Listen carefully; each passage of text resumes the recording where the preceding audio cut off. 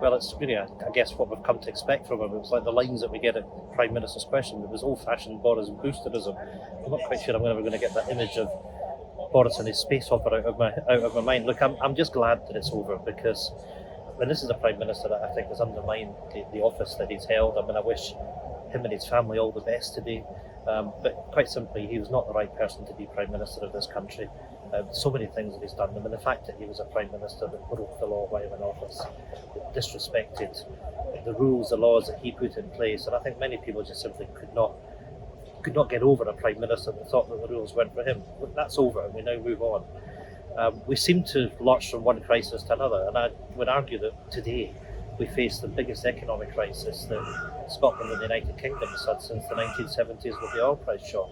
And how we react to that is really going to be crucial, because today people are really worried about how they're going to face rising energy bills. People are really worried about even being able to put the heating on, to be able to put food on the table. Businesses that face calamitous increase in costs. And I'm glad that there is an emerging consensus that government has to step in.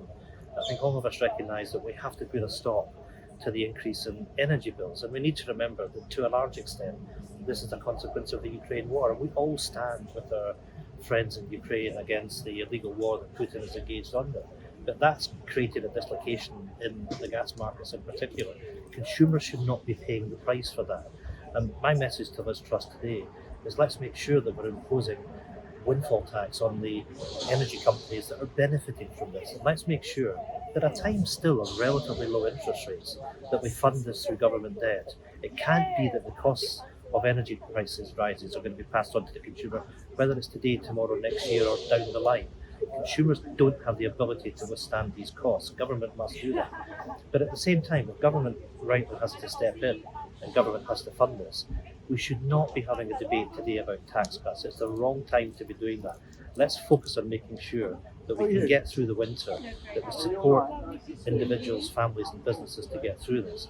And the idea of tax cuts for the rich, for the wealthy, is simply the wrong time to be having such a debate.